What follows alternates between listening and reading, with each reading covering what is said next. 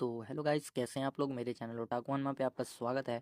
तो एपिसोड 19 के स्टार्टिंग में हमें हैंगवे सेक्ट के माउंटेन का सीन दिखाया जाता है। ये चिन झाड़ियों में छुप के डियान पीक के डिसाइपल्स को देख रहा होता है और वो सोचता है सब कुछ प्लान के मुताबिक हो रहा है, लेकिन कुछ कह नहीं सकते हैं। ये जो मैं कर रहा हूँ, अगर कुछ भी गलत हो गया तो ये सुसाइड से ज़्यादा कुछ नहीं है। ये चिन मुस्कुराते हुए सोचता है एक स्पिरिट ग्रास तोड़ने के लिए भी टीम अप कर रहे हैं। ऐसा लगता है डियांग पीक के डिसाइपल्स अब समझदार हो गए हैं, पीछे से कोई उन्हें नॉकआउट ना कर दे, इस डर से वो अब मिलकर स्पिरिट ग्रास इकट्ठा कर रहे हैं। भले ही ये 3 या 5 के ग्रुप में है, लेकिन मेरे करंट स्ट्रेंथ के साथ मैं इन सभी को नॉकआउट कर सकता हूँ। लेकिन ये कोई वैली नहीं है। अगर पहली बार मैं सबको नॉकआउट करने में नाकाम हो गया तो दिक्कत हो सकती है और लोगों को भटकाने के चांसेस ज़्यादा हैं। ऐसे तो मैं पूरा फंसूंगा। तभी ये चिन की नज़र जाओलोंग पे पड़ती है। वो अकेला ही होता है। ये चिन कहता है इसने अकेले आने की हिम्मत की है, चलो पहले इसकी ही धुलाई करते हैं। तभी ये चिन वहीं रुक जाता है। हमें हमें झाओलोंग को दिखाया जाता है, उसने एक डंडा पकड़ा होता है और झाओलोंग दूसरे पीक के डिसाइपल पे उस डंडे से अटैक कर देता है।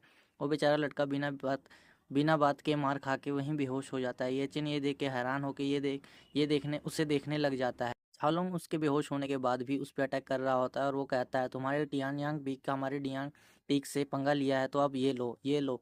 ये चिन अपने सर पे हाथ रख के सोचता है, ऐसा लगता है 2 बार डियान पीक के डिसाइपल्स को लूटने पर गेहोंग को ऐसा लगता है कि डियानयांग पीक वाले ऐसा कर रहे हैं। मैं अब समझ गया कि डियानयांग पीक के डिसाइपल्स टीम अप करके क्यों आए हैं।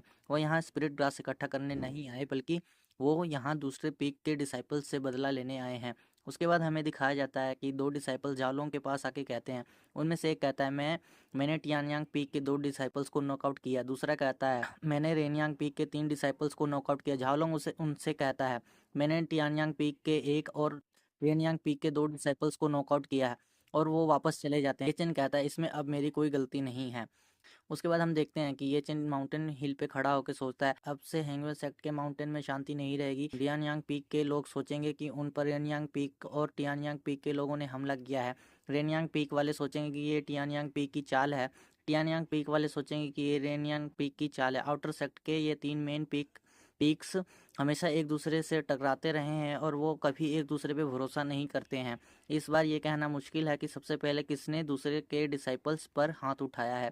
ये चिन कहता है क्या मुसीबत है। और उसके बाद हमें वानबाओ पेविलियन का सीन दिखाया जाता है।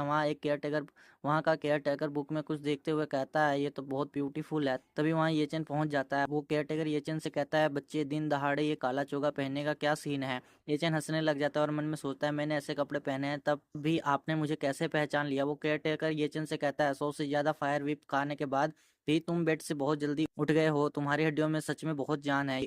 ये चेन केयरटेकर से पूछता है क्या आपको भी इसके बारे में पता है। केयरटेकर कहता है क्या कह रहे हो, ये पूरे आउटर सेक्ट को पता है इसके बारे में। ये चेन अपने चोगा उतारते हुए एक पोटली केयरटेकर को देते हुए कहता है एल्डर मुझे आइस जेट और चीट चाहिए।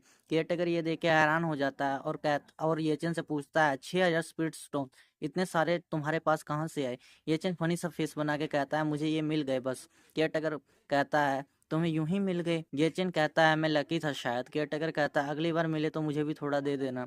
ये चेन आइस जेट ऑर्चिड लेते हुए केयरटेकर से पूछता है एल्डर हैंगवे सेक्ट की लाइब्रेरी आफ्टर डिसाइपल्स के लिए ओपन है क्या। वो केयरटेकर कहता है महीने के एक आखिरी दिन, बस इसी दिन लाइब्रेरी आउटर डिसाइपल्स के लिए ओपन रहता है। ये चेन जाते हुए कहता है इसका मतलब अभी और 3 दिन बचे हैं। वो केयरटेकर अपने मूंछों को ताव देते हुए कहता है ये बच्चा तो एक फ्रीक है। तो गाइस ये एपिसोड यहीं खत्म होता है, तो मिलते हैं अगले एपिसोड में।